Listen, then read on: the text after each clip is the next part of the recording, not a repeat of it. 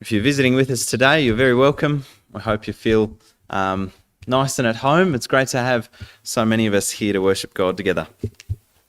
If you've been following along in the series that we've been doing, I hope you've been able to keep on following along in the booklets that we've got, in the readings and the Bible study questions and the charts, so that you can be getting a gist of what's going on in the book of Hebrews, because this is the book that we're studying through for these few months to end this year.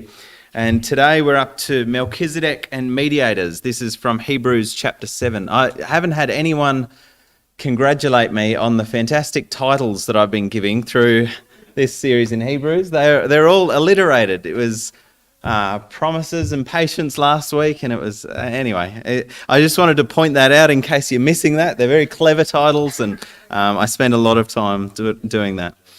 All right, a jest.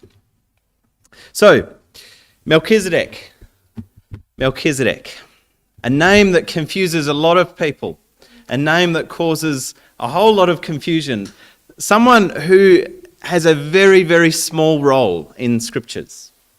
He's mentioned in a total of 4 verses in the Old Testament.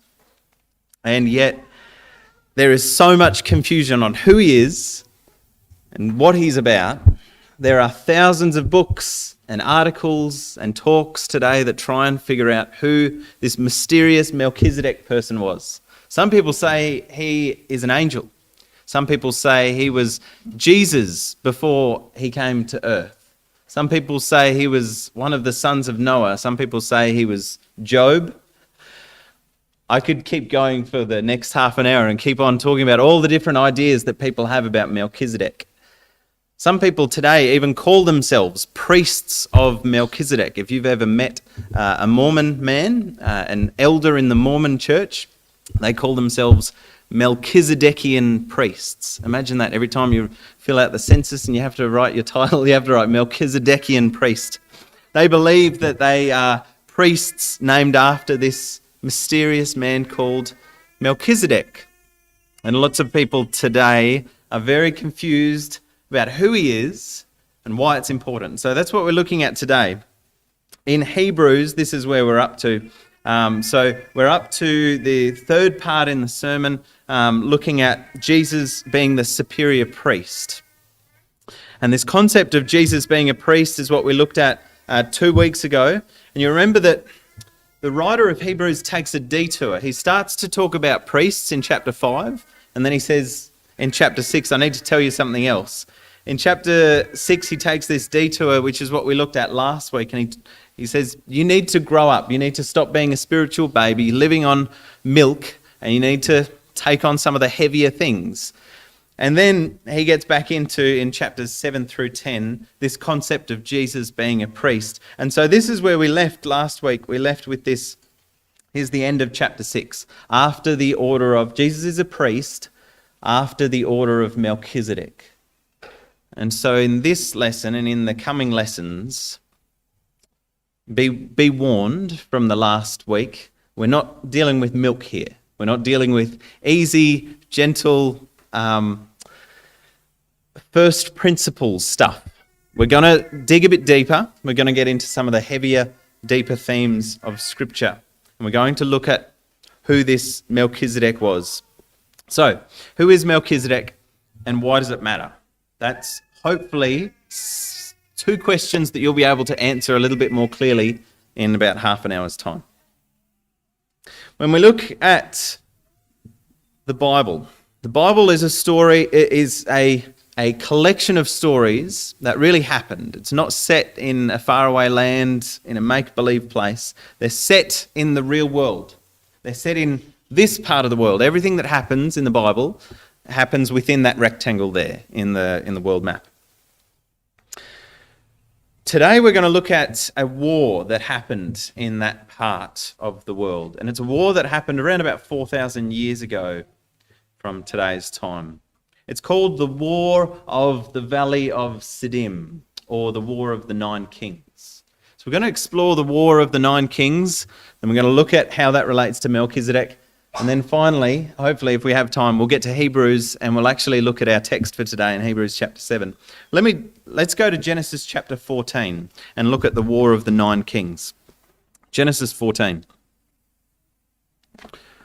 This is one of those stories in Genesis that you kind of read over and you think, I don't know what that was about when you get to the end. And you just keep reading because it doesn't seem to have any influence on the story. It seems to be an odd anecdote that's placed in the book of Genesis and you can't seem to make sense of it. But Genesis 14 records the War of the Nine Kings. Let's look at the beginning. And I was going to give this as the reading, but I didn't want to be really cruel to Abby because this is one of those awful readings, all the hard names in it. Let's read verses 1 through 7. Genesis 14, 1 through 7. In the days of Amraphel, king of Shinar, Arioch, king of Elasar, Kedaliah, king of Elam, and Tidal, king of Goyim, or king of nations, your version might say. These kings made war with Bera, king of Sodom, Beersheba, king of Gomorrah, Shinab, king of Admah, Shemabah, king of Zeboam, and the king of Bela, that is, Zoar. And all these joined forces in the valley of Siddim, that is, the Salt Sea. 12 years they had served Kedaliah, but in the 13th year they rebelled. In the 14th year, Kedaliah and the kings who were with him came and defeated the Rephaim in Ashtaroth, Karnaim, and Zuzim in Ham, and Emim in Shavah, Kiriathaim, and the Horites in their hill country of Seir, as far as El Paran, on the border of the wilderness. Then they turned back and came to En Mishpat, that is, Kadesh, and defeated all the country of the Amalekites and also the Amorites who were dwelling in Hazazon Tamar. Clear, easy to understand text of Scripture, isn't it? No, it's a very difficult text to understand, but here's what's happening. There's 9 kings. There's 4 on the east and there's 5 in the west. These are their names. But that still doesn't really clarify anything, does it? So let's look at where these kings lived. So let's go into the part of the map that represents this section where the war took place. So you can see here the Mediterranean Sea on the left, the Red Sea down the bottom here. And this is what we call the Near East, or the region of Mesopotamia, where most of the Bible stories happen. So the kings of the east there, represented in verse 1. We've got the king of Shinar, we've got the king of Elasar, we've got the king of Elam, and we've got the king of Goyim, or of nations. So we have a pretty good idea where Shinar, Elasar, Elam are. We don't know about Goyim or nations, whatever that means. But all of these kings come from this area near Babylon, near Assyria here. And these kings have a lot of influence over the land that is later to be called Canaan's land. These kings essentially rule all of this region. And the people in Canaan's land have to pay taxes to the kings of the east. So what are the 2 things that are certain in life? Death and taxes. And that's what Genesis 14 is about. It's about the fact that the kings in Canaan decided to stop paying taxes. They thought that they didn't need to pay taxes to the kings of the east. They thought, let's get rid of them. Let's not pay our taxes anymore, and let's self-support. So here are the kings of the west, the kings that decided to stop paying taxes. You've got the king of Sodom, king of Gomorrah, king of Bela, king of Admah, and king of Zeboam. These cities that are probably around this area. We're not sure exactly where they are, but somewhere around here. So these kings, the kings of these cities, decided that they wouldn't pay taxes to those other kings from Babylon and that region.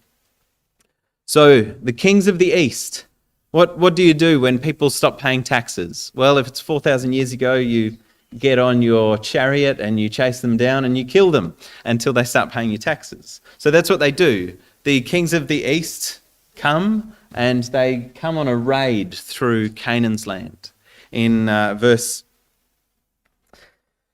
5 there, it says, in the 14th year, Kedaliah and the kings who were with him came and defeated the Rephaim, which are up there, and the Zuzim, and the Emim, and the Horites, as far as El Paran, and the Amalekites and the Amorites. So essentially this is what they did. Kings of the east come down and they do a big loop, a big threatening loop. And those kings of the west who hadn't paid their taxes, they saw these big powerful kings basically doing a loop of them and coming back ready to destroy those cities. So these 5 kings of the west, they decide we need to stand up for ourselves. We need to declare war on these kings that are threatening us. We need to go out and meet them. So it says in verse 8, 9 and 10, it says, Then the king of Sodom, the king of Gomorrah, the king of Admah, the king of Zeboam, the king of Bela, that is Zoar, went out and they joined battle in the valley of Siddim. So that's, let me just show you where that is. Okay, the valley of Siddim is there. So the kings of the east have come around and the kings of the west have come and met them in this specific valley. And it says in verse 9, with Kedorlaomer, king of Elam, Tidal, king of Goyim, Amraphel, king of Shinar, and Arioch, king of Elasar. 4 kings against 5.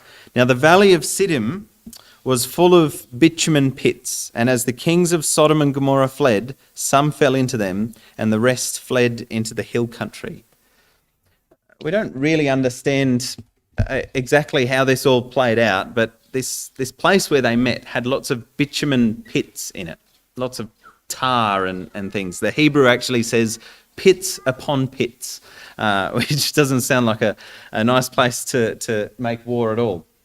So they have all these bitumen pits, which means that when the kings of Sodom and Gomorrah, these kings of the west here, when they were making war, they got stuck in all of the pits and they couldn't chase the kings of the east. So the kings of the east took all of the possessions and took people and decided to flee. It says in verse 11 and 12, So the enemy took all the possessions of Sodom and Gomorrah and all their provisions and went their way. They also took Lot, the son of Abram's brother, who was dwelling in Sodom, and his possessions, and they went their way.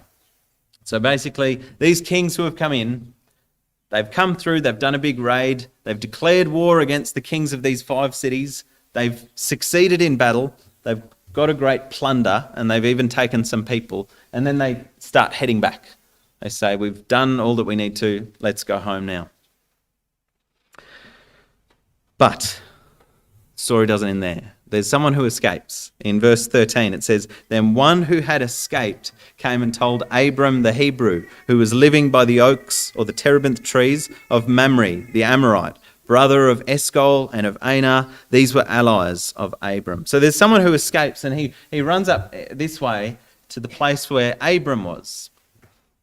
You can imagining him running, getting to Abram, saying, Abram, there's been this war. These kings, all of these long, confusing names, they've come and they've declared war and they've taken all the plunder and they've taken your nephew, Lot, and they're running away. And Abraham, being a good man and caring about his nephew Lot, when he hears this, he decides he needs to get involved. So in verse 14 it says, When Abram heard that his kinsman had been taken captive, he led forth his trained men, born of his house, 318 of them, and went in pursuit as far as Dan. I don't know about you, but if I ever needed to declare war on someone, I wouldn't have 318 trained men to be able to call upon to declare war. Abraham is a powerful man. He has an army with him. We tend to think of him just as a nomad who's kind of wandering from place to place. But Abraham is powerful and important. And if he wants, he can get 318 men to form a small army to go and chase these 4 kings of the east. It says in verse 15, And he divided his forces against them by night, he and his servants, and defeated them and pursued them to Hobah, north of Damascus. So Damascus is all the way up the top here. So he chased them all the way up the top and then did this nighttime raid.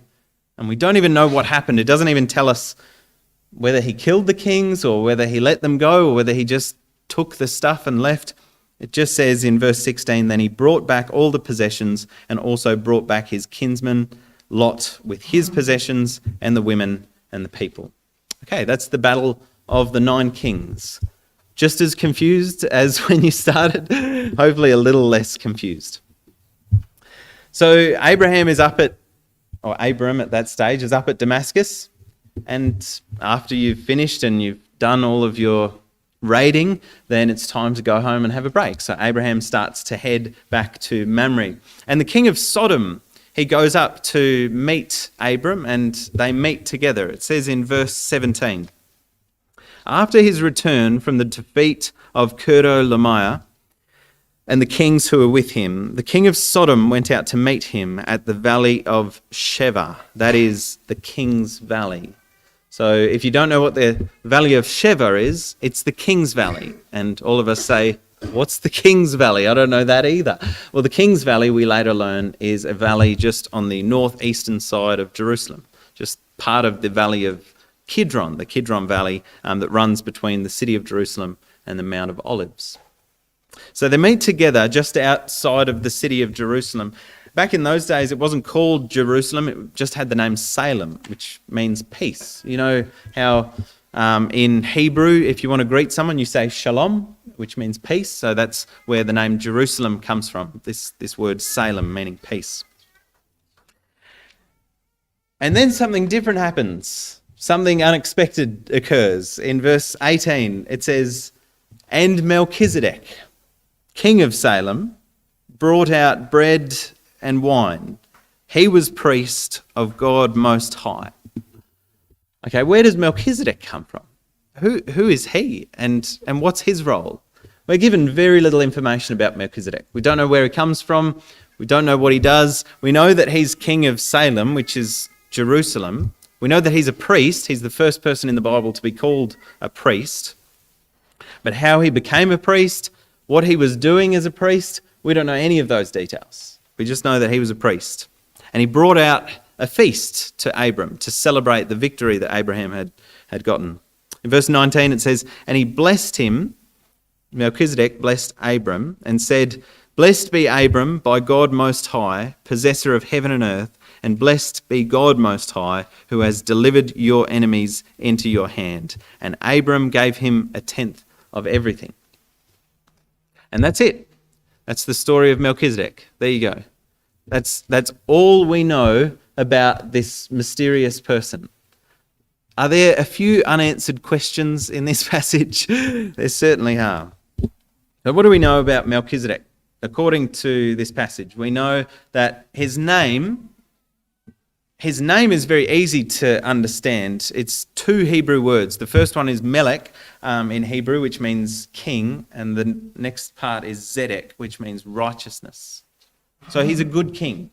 That's what his name means. It's interesting because the king of Sodom, his name means with evil, and the king of Gomorrah means in wickedness, and one of the other kings means hater of fathers. So all of the other kings in this passage are bad kings, and then out comes Melchizedek, who his name literally means good king, so you know who he is.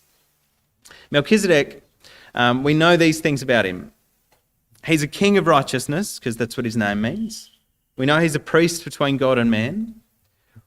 We know that he's just a one-off priest. He's not in a long line of priests, one after the next. He's just priest out of nowhere. He just pops into existence, and then we don't even hear what happens to him. And we know that Abraham recognized his superiority, because Abraham gave him 1/10 of everything, which is a sign of recognition of his authority and greatness. Strange story, right? Very odd story. 3 verses, we're introduced to this mysterious figure. And then for 1,000 years, no one mentions Melchizedek. No one talks about him. The Bible doesn't come back to him. The Bible doesn't make a big deal of him. For 1,000 years, there's just total silence on it. Until one day, when King David is writing a song, because he likes writing psalms and hymns. And he's writing this song, and he writes it about his descendant who would sit on his throne and be king forever and ever, the Christ, the Messiah. Psalm 110, verse 1, the Lord said to my Lord, sit at my right hand until I make your enemies your footstool. And then later on in the psalm, he says, The Lord has sworn, and he shall not change his mind. You are a priest forever after the order of Melchizedek. So David, I don't know whether he'd been reading Genesis 14 or whether the Holy Spirit had put it in him to write this down, but David picks out Melchizedek. He picks out these 3 small insignificant verses and says, yeah, that priest, that's exactly the kind of person that the Messiah is going to be. Those are the 4 verses, 3 from Genesis, 1 from Psalms. That's all that the Old Testament has to say about Melchizedek. It's not much, is it? It's very, very little at all. The Hebrew writer looks back on these 4 verses and he decides to write not just one whole chapter on Melchizedek, but he decides that one of the major themes of Hebrews is going to be Melchizedek. So let's go to Hebrews 7 now and look at what the Hebrew writer had to say about it. Hebrews chapter 7.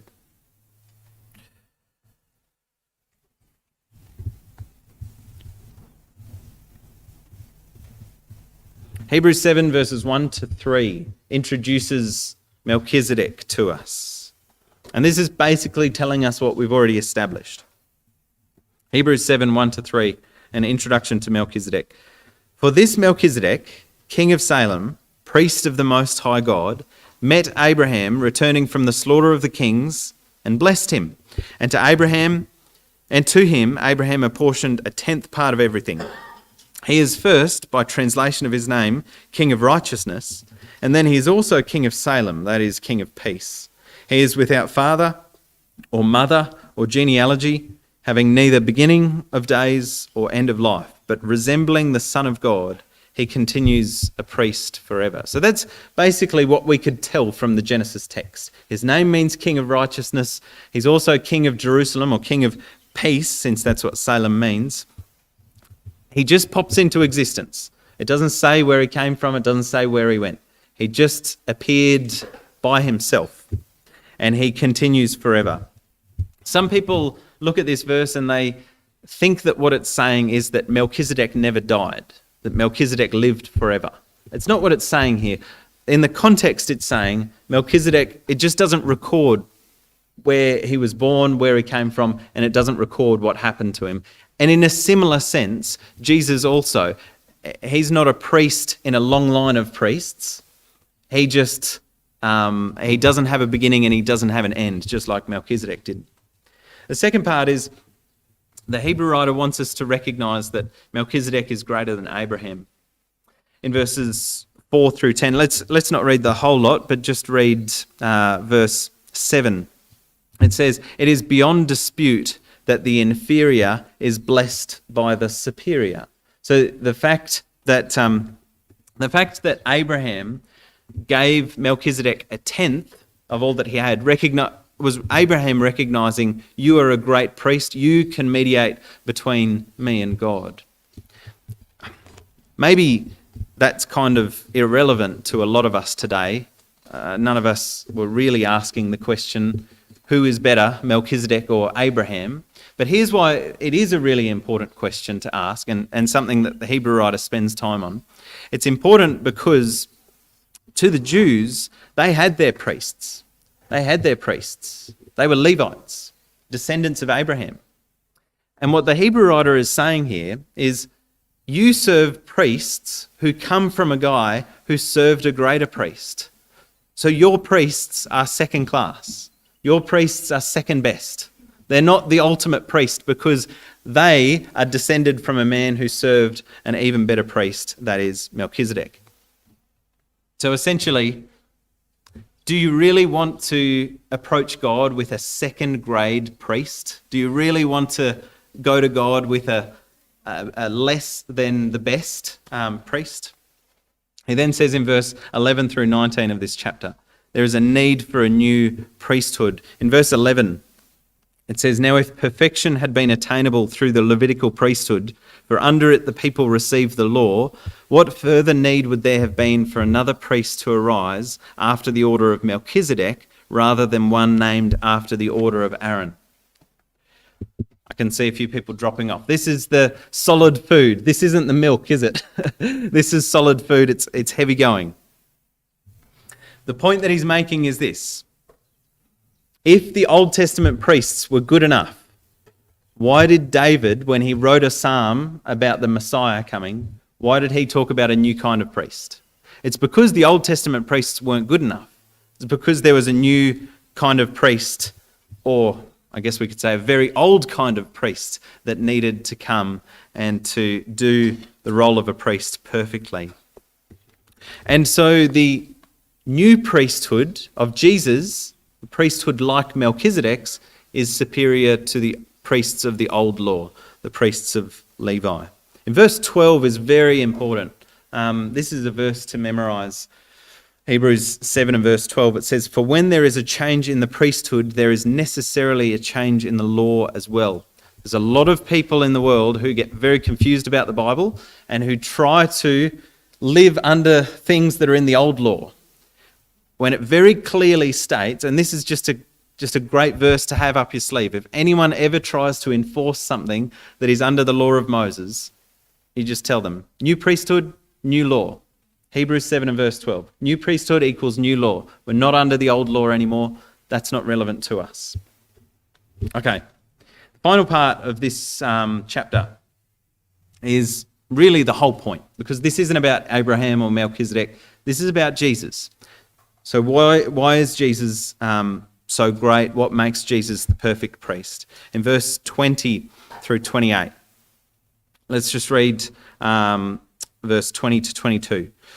"And it was not without an oath, for those who formerly became priests were made such without an oath. But this one was made a priest with an oath by the one who said to him, 'The Lord has sworn and will not change his mind. You are a priest forever.' This makes Jesus the guarantor of a better covenant." Jesus is the perfect priest for all sorts of reasons, and he's going to start listing them. The first reason he gives is because he was made a priest with an oath. It's an oath that God gives.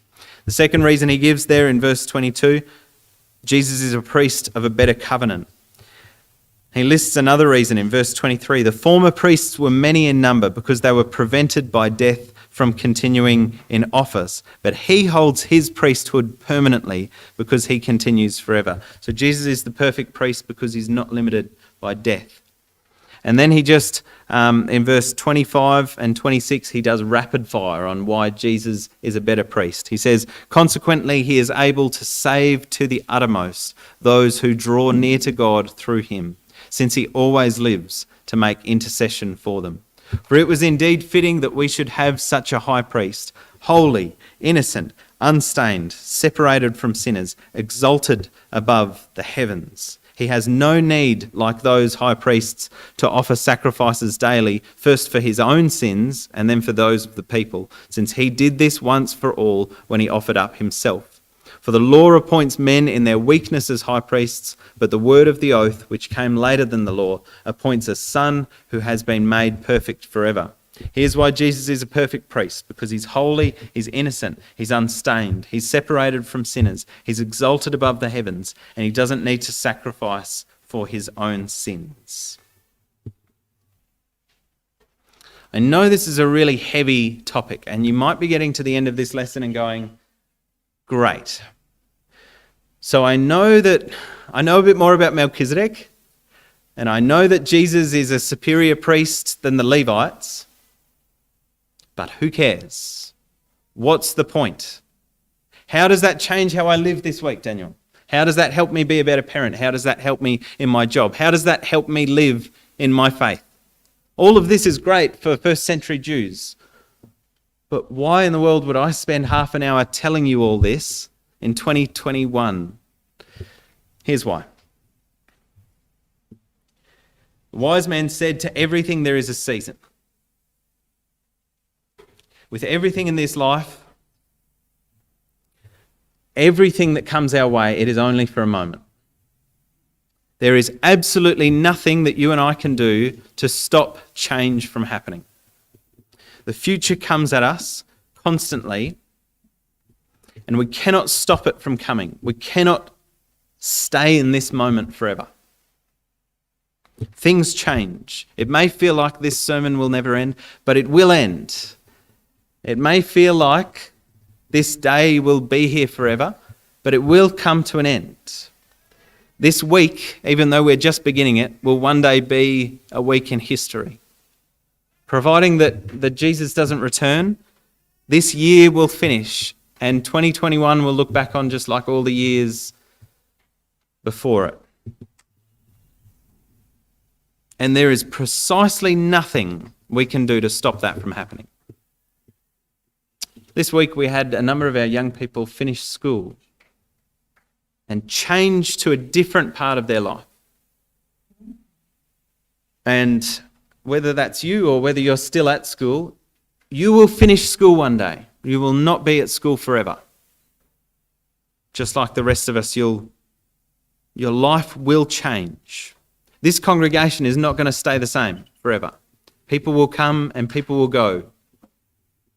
You will not be in your job forever, no matter how permanent it feels. Your job will come to an end one day. You will have an end day at your job. Your marriage will not last forever. Your children will not stay young forever. They will grow up one day, they will move out. And there's nothing you can do to stop. Well, you can tell them not to move out and you can provide them a really nice bedroom to encourage them to stay, but there's nothing you can do to stop them from growing up. Our families will change in shape and size. We will lose people that we love. There will be countless people in our lives who we love who die. Not only will others die, but we ourselves will grow old. And again, providing Jesus doesn't come back, we will all die. Everything will change. Season after season, change after change, everything changes, nothing is permanent. And that is a terrible, terrible thought. And that's why funerals are really unbearable. Because when you're at a funeral, you realise that that person who has died will never come back. You'll never be able to relive those moments. You'll never have them back in your home. You'll never be able to repeat the past. At a funeral, we remember that life changes and we have no control over those changes. Our life, especially from the moment of a funeral, but each and every day, our life from each moment is irreversibly changed.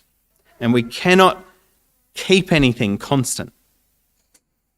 We can only go forward into a changed and different world.